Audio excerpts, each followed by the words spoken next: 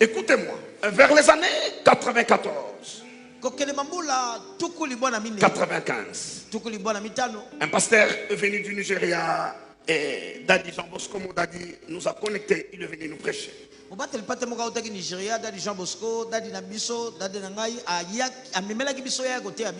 Ce pasteur m'a dit en privé, il dit, Dieu m'a mis à cœur de partager certaines choses avec toi. Même le pasteur qui m'a envoyé, je ne lui ai pas dit ça. Il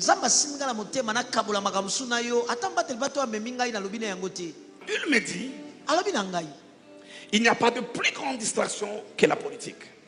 C'est surtout à ce stade où est arrivé votre pays.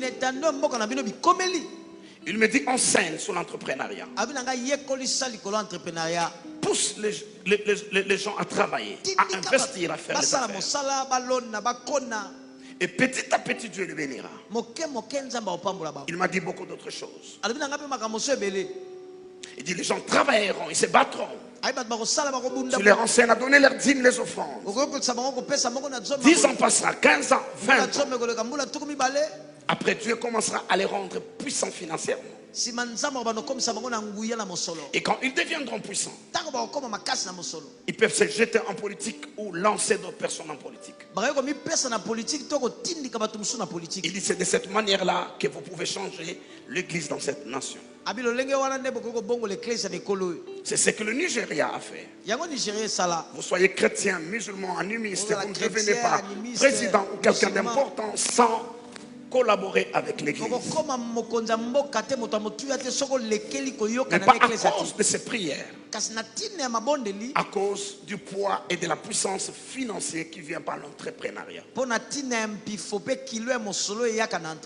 Je lis quelque chose sur un taxibus aujourd'hui, je ne dis pas que c'est vrai. Je ne sais pas pourquoi, c'est entré dans ma tête. On a écrit Zangambongo Oyeba Buzoba ya Mwasi. Je ne dis pas que c'est vrai.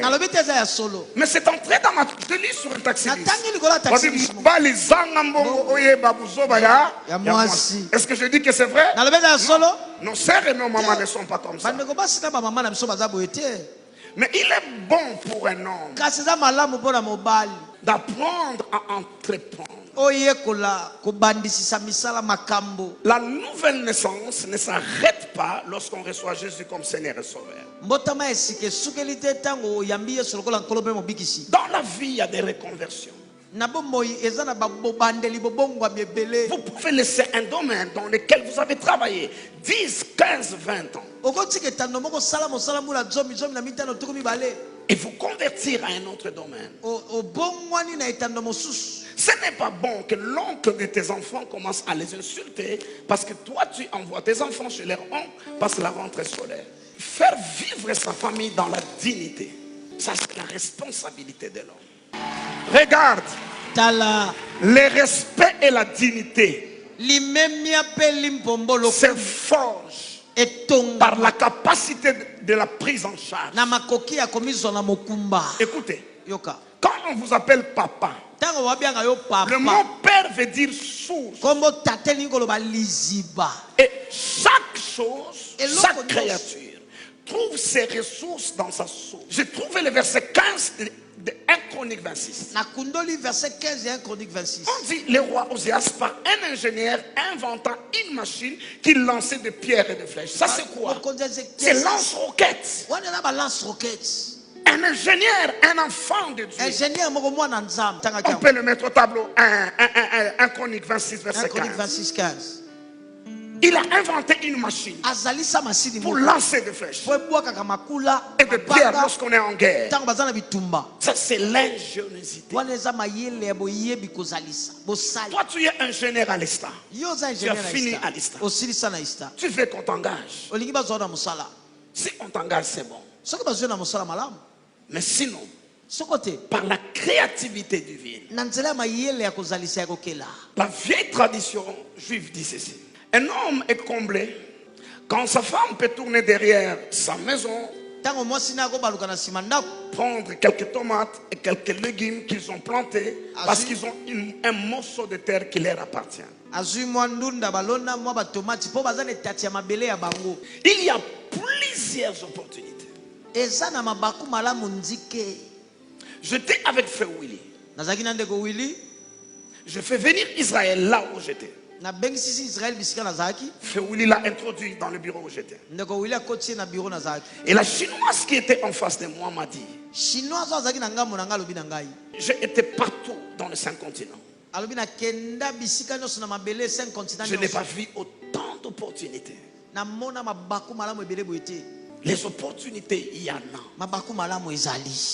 Si tu focalises tes yeux sur ce qui ne marche pas, ça ne marchera toujours pas. Mais si tu dis, Dieu, ouvre-moi les yeux. Regardez. De retard que nous avons accumulé dans le ministère. C'est ce concept qu'on appelle temps plein. Il n'y a aucune église qui prospère. Aucun ministère qui avance. Si le pasteur n'est pas entrepreneur.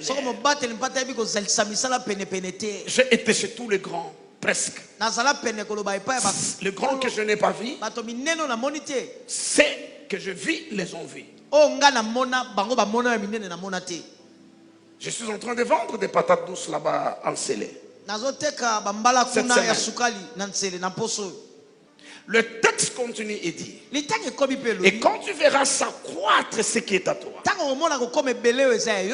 la multiplication c'est l'investissement. L'augmentation, je dis, c'est l'épargne. Vous pouvez épargner toute la vie. Ça vous amènera nulle part. Ce qu'on épargne, c'est pour investir. Là, vous quittez l'augmentation. Vous entrez dans la multiplication. Maintenant, l'accroissement, c'est quoi? Quand les sources d'investissement ou de revenus commencent à s'ajouter. 1, 2, 3, 4, 5. Qui entend ce que je dis? Merci.